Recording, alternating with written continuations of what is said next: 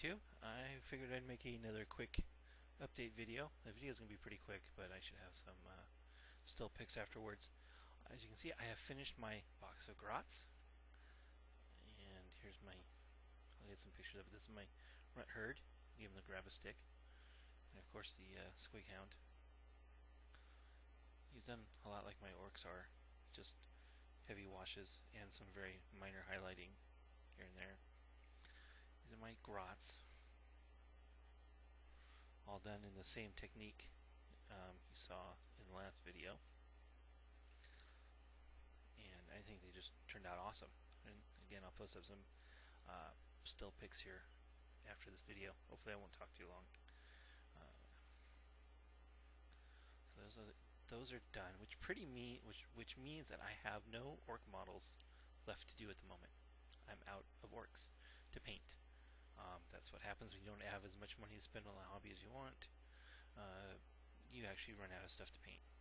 I know that most people who play this game will just sit there and boggle at such a concept, but for me it happens quite often, which is good because I've got a lot of basing to do. Very few, I'd probably say about a third of my orcs are based, so I've got a lot of basing to do. I did finally get some flock that matches the bubonic brown I've been using for my base color, and it's a combination of Gale Force 9 straw and some train flock. I'm going to complain about the Gale Force 9 product though. It is Gale Force 9 static grass straw, and this stuff is just horrible. It's just absolutely horrible. No matter what I do, I can't get it to stop clumping. So I actually dumped it into the flock I bought at the hobby store, and it turns out much better. The flock isn't quite the right color, but the combination of the two actually turns out to be a really nice base material. And let's see what else we got here real quick. We got these two things right here. What are these two things? Well, they're obviously Kroot hounds, but what they also are my last two Tau models I had to do. My entire Tau army is now painted. I'll put up some pics of my resin piranha because it's done, obviously. And I bought these on Wednesday night when I was at the game shop because I wanted some more. I didn't think 3 Kroot hounds was enough, so this gives me 5 Kroot hounds and 24 total Kroot, so that should do me quite nicely. But everything, I also bought some micro set, so I'm going to go over and put some decals on the tanks and some of the battle suits, which will finally finish the Tau army entirely.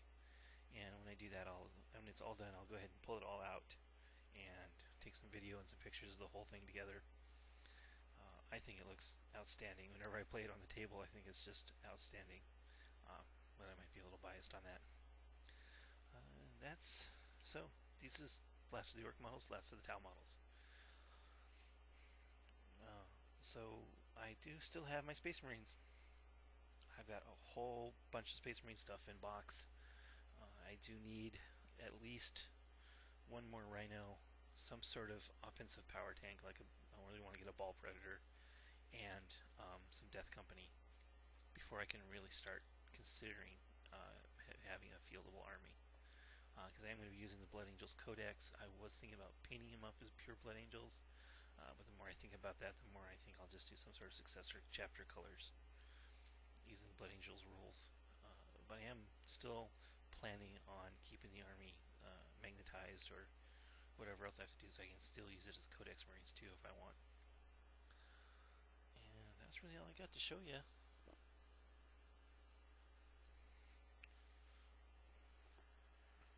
Yeah, that's it. I've got nothing else nearby because I put my piranha away. Yeah, so I guess I'm going to put up some still pics of my Grots and of my piranha, and hopefully tomorrow I should be able to get my decaling done on the Tau tanks and battle suits. And once that is all done, I shall do the takes a whole bunch of pictures of my whole army together. then I can start working on my basing and my display board for my August tournament. Okay, so coming up are still pictures.